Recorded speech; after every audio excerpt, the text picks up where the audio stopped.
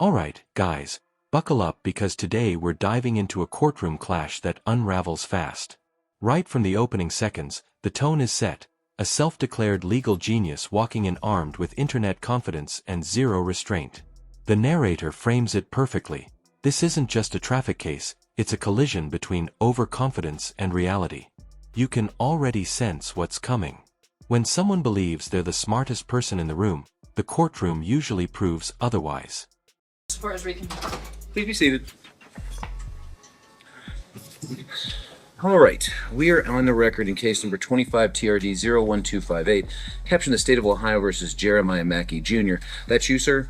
Yes, sir. All right, so the record should reflect that the defendant is present in the courtroom today. Miss Yeager is here on behalf of the state of Ohio, and this matter is scheduled for a trial to the court. The defendant is charged with 2 counts of involving driver's license violations.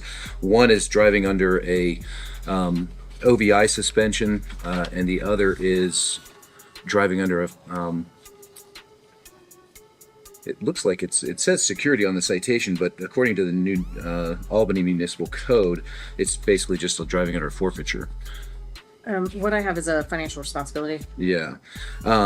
So the driving under an OVI charge, or under an OVI suspension charge, is a first-degree misdemeanor. Carries up to 180 days jail, up to a $1,000 fine, and up to a 1-year license suspension. Does carry mandatory minimum penalties of up to, or of at least $250 fine, a 1-day license suspension, and at least 3 consecutive days in Licking County Jail. The other charge is an unclassified misdemeanor, I believe, is it not? Yes. Yeah, so it doesn't carry any potential jail time. And either way, if the defendant were to enter pleas of guilty or be convicted of the offenses, they would merge for the purposes of sentencing. So there'd only be 1 conviction. Ms. Yeager, is the state ready to proceed with trial today? Yes, Your Honor. However, Mr. Mackey informed us he actually wanted this set for a jury trial, not a bench trial today. All right. And Mr. Mackey, what do you have to say about that? She is absolutely correct, Your Honor.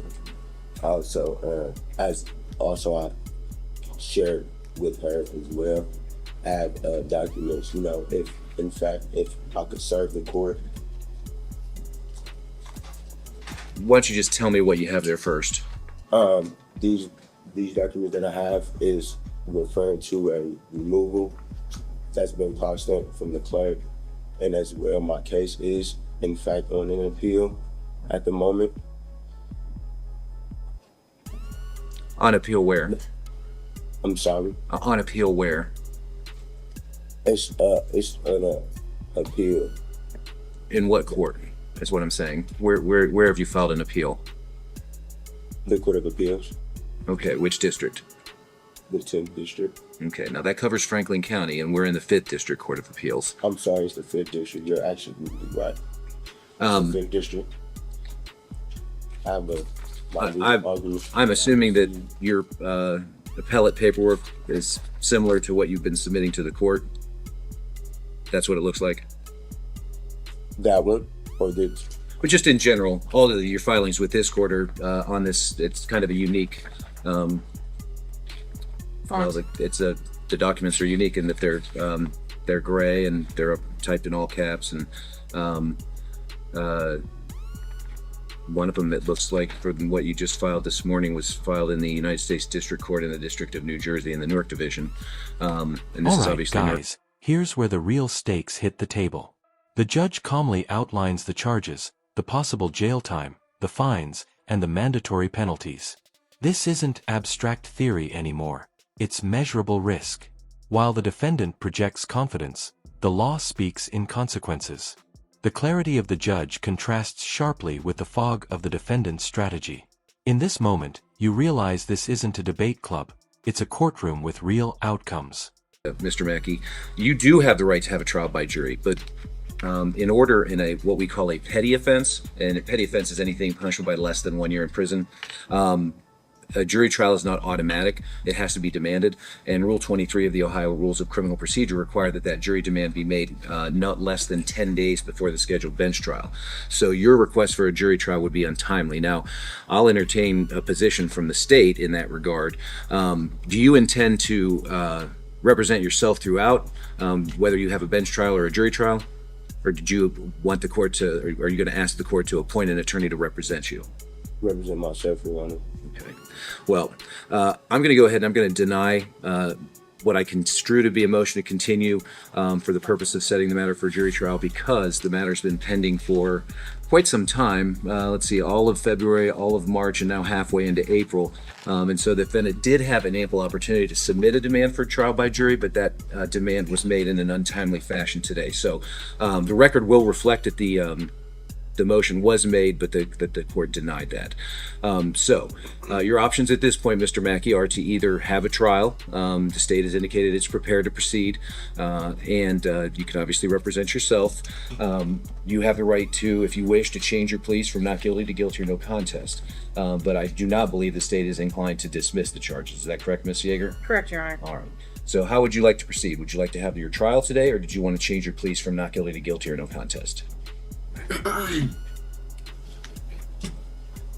Your Honor, if it pleases the court, I motion that this case be continued and or stayed because the case is now on an appeal in the 5th District Court of Appeals. Also, the case has been petitioned removed to the Ohio District Court under case 223 CV 02962 JLG CHG and to the New Jersey District Court under case 224 CV 03934 MEFJBC. The court's jurisdiction is divested until those courts determine otherwise. All right, guys, now the cracks begin to show. The defendant demands a jury trial and starts referencing appeals, but the details don't quite line up. When the judge presses for specifics, confusion replaces certainty. Districts get mixed up, filings become vague, and confidence starts wobbling. It's the classic sovereign citizen playbook: big claims, thin substance. The courtroom doesn't reward theatrics, it demands precision, and precision is nowhere to be found here. Basically, number one, your paperwork from that purports to be from the federal district court doesn't look like pleadings from the federal district court. Those are plain white paper with the case number in blue up at the top of the page, and that's not how yours are captioned. Furthermore, as far as jurisdiction is concerned, this court does have jurisdiction because this is an alleged violation of the traffic laws of the city of New Albany that is alleged to have occurred within Licking County. This court has jurisdiction over traffic offenses that are alleged to have occurred within Licking County, and by being here today and by entering pleas, you've waived any objection to personal jurisdiction over you. All right? Your Honor, I object on this bench trial. I do want a jury trial. Okay, and as I've already explained to you, you did not make your demand in a timely fashion, so the motion to continue and the request for a trial by jury is going to be denied. It doesn't sound to me like you don't want to, I know you don't want to change your pleas from not guilty to guilty or no contest, so at this time I'm simply going to order or ask the prosecutor to call their first witness. Thank you. The state will call Officer Corse to stand, please. Officer, please come forward and be sworn.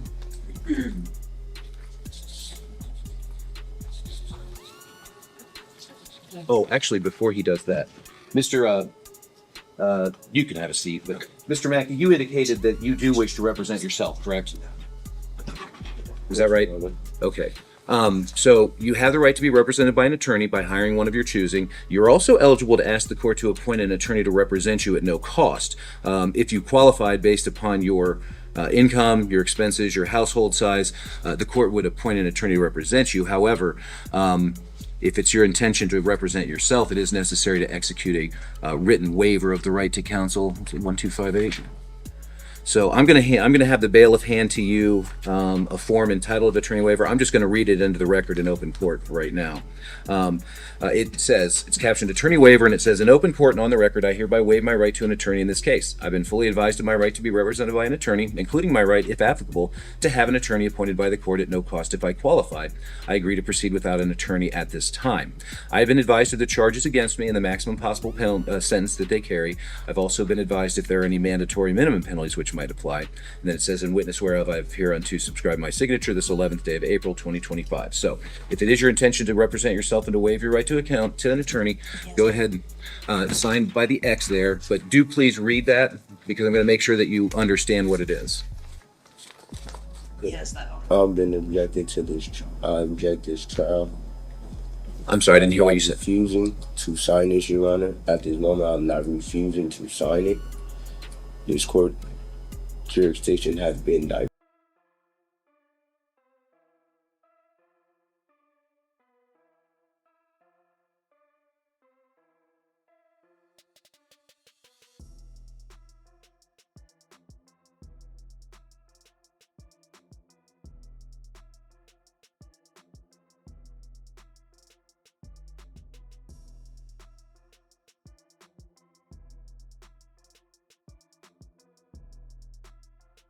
And that can certainly be appealed at a later time, but this part of the case, this portion or this part of the process is going to go forward.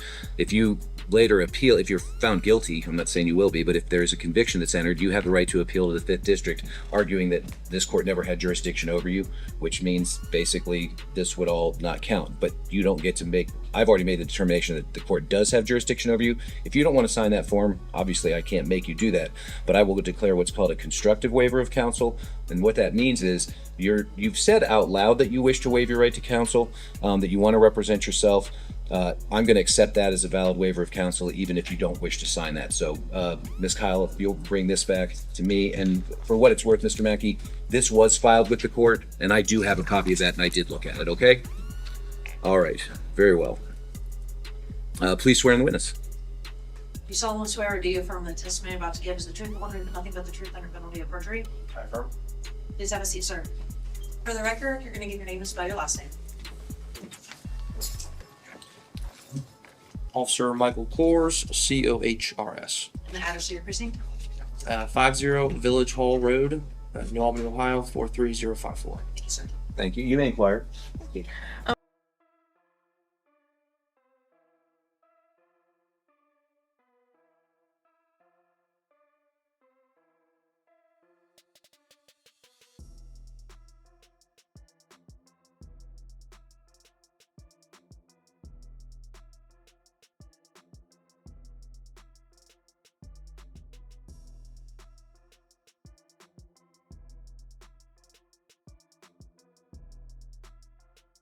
Of course, how long have you been with the New Albany Police Department? Over 6 years. And were you so employed on January 29th of 2025? Yes. And were you working that day? Yes. What shift or hours were you working? Second shift, it's 2 p.m. to 10 p.m. And were you wearing a uniform of the day like you are in court? Yes. And were you driving a marked cruiser with a working visible light bar? Yes. And what were your duties that day? I was working standard patrol. I would believe I was on Zone 3, which is the Licking County side of New Albany. Is that for like traffic enforcement? Correct. And what kind of training have you undergone for traffic enforcement? I was trained at the Columbus Police Academy over 2 weeks of traffic enforcement to include all traffic laws and proper traffic stops and procedures. And as of January 29th of 2025, were you up to date on all continuing education, training, and certification requirements? Yes. I'm going to draw your attention to about 4:50 p.m. Whereabouts were you on patrol at that time? I was on Beach Road heading southbound just north of State Route 161. And is that in the city of New Albany in Licking County, Ohio? Yes. While on patrol, what first drew your attention to the defendant's vehicle? As he was traveling northbound, making a left turn onto the State Route 161 westbound on-ramp, I observed he had dark tinted windows, which initially drew my attention. And then as he passed me, I made the right-hand turn, drove behind him, and entered his license plate. Okay, and did his license plate, when you ran that, return anything? It did. It turned through my mobile computer, through our Elites program on there. I observed that his license plate had expired, or registration, I should say, expired on July 8th of 2024. And so when you approached the defendant for the stop, did you inform him as to the reason for your traffic stop? I did. And did he have anything to say about that? He stated he was aware that the registration had been expired. Okay. And did he have a driver's license for you to He had an identification card. An ID card? Okay, were you able to then go back to your mobile unit and run his driver's license status? Yes. And what did that return? I observed again through my computer system that it showed he had multiple active suspensions, one of them being the OVI suspension that he was cited with, as well as the 2 non-compliance suspensions. On my system, reason why it was shown on the citation as a security suspension, that was the label, but per what I read through the system there, it was the financial liability. Nothing further for this witness at this time, Your Honor. All right, so Mr. Mackey, you have the right to ask this question witnesses. You have the right to ask this witness questions if you wish, but you're not required to. And once the state's rested its case, you'll have the right to present evidence on your own behalf. But this portion of the trial is just for questioning. Do you have any questions for the officer?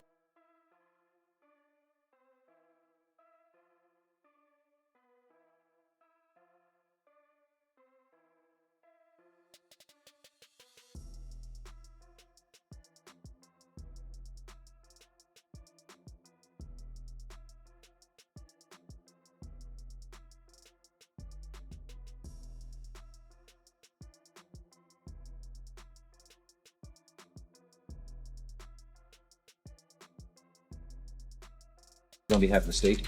No, Your Honor. Subject to the admission of Plaintiff's Exhibit 1, the state would rest. All right. So, Mr. Mackey, the state is asking me to admit the certified BMV records into evidence. If I grant that request, that means I'll be able to consider that in making my decision about whether or not the state has met its burden of proof beyond a reasonable doubt. You have the right to object to whether or not that comes in. Do you have any objection to the court admitting that as an exhibit? To this bench trial, Your Honor, I do. I object to this bench trial, Your Honor. Okay, well, we've discussed that already, Mr. Mackey, so at this time I'm just asking whether or not you have an objection to the admission of the exhibit. Yes. And on what basis? This court does no longer has jurisdiction, Your Honor.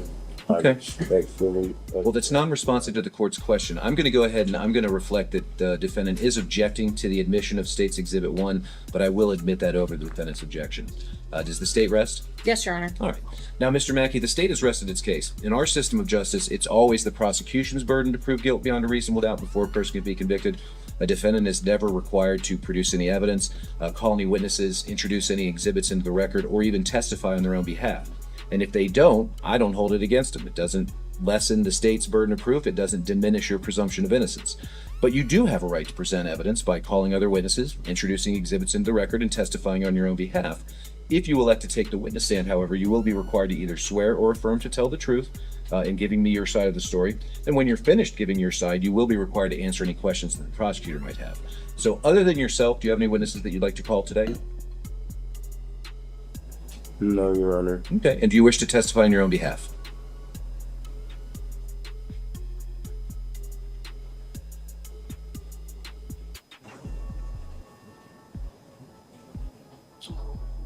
Your Honor, I object from this bench trial. Respectfully, Your Honor. Okay. And I've entertained that objection on more than one occasion now, and I've already overruled it, so it's not necessary to do that. But you are creating a record here, Mr. Mackey, so that, we're recording all this. You'll certainly have the right to obtain a transcript of the proceedings and pursue your appeals regarding the jurisdiction issue. But again, my question that I'll ask one last time is, do you wish to testify on your own behalf? No.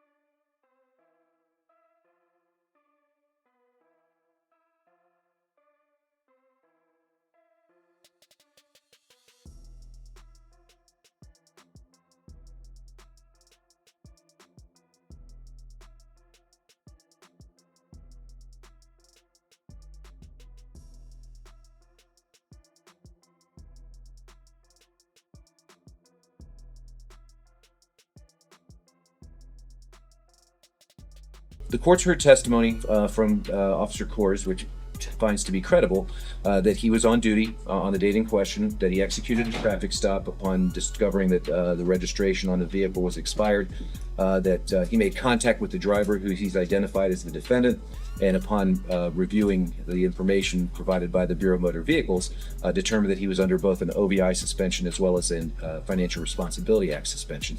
The court furthermore has admitted into evidence over the defendant's objection, admittedly, a certified copy of the defendant's driving record through the motor vehicles.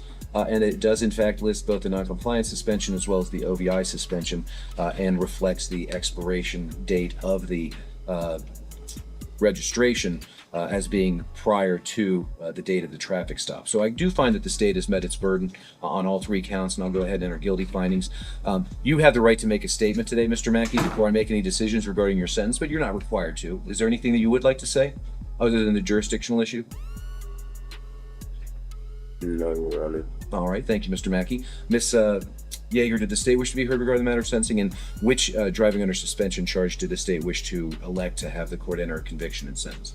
We would elect to undergo the OVI suspension, Your Honor. And the defendant does have minimal history, so we would just recommend the mandatory minimums on that. All right.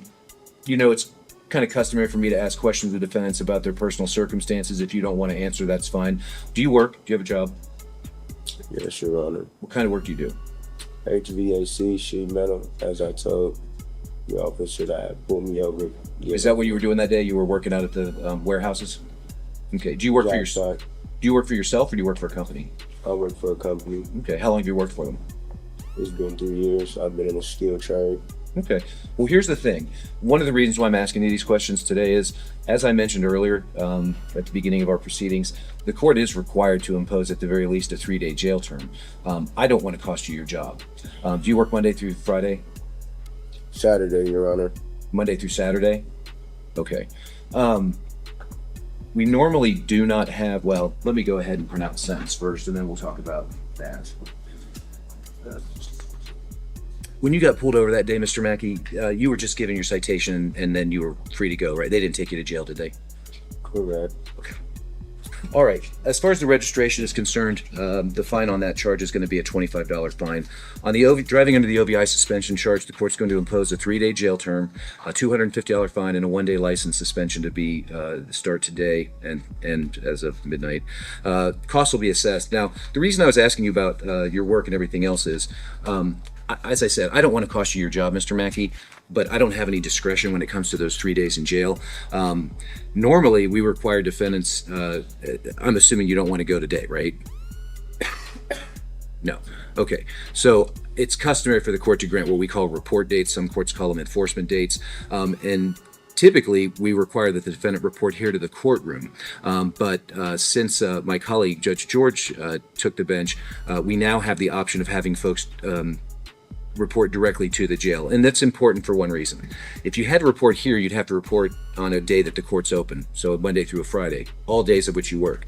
But if I order that you report to the jail on a Sunday, at least one of those days, you won't, of the 3 days, you won't be missing work, okay? Would you like for me to grant you a report date to the jail on a Sunday?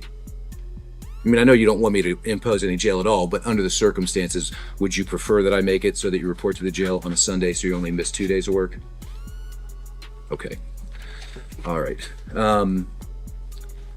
Let's set it out a little bit just to give you some an opportunity to make those arrangements with your work. Let's go ahead and I'm going to have you report directly to the jail on Sunday, May the 4th. And that's located at 155 East Main Street here in Newark. And the bailiff will give you all the information that you need. I said, what did I say, the 4th? Yes. Yes. Okay. And that's going to be at 11 a.m., Mr. Mackey. And then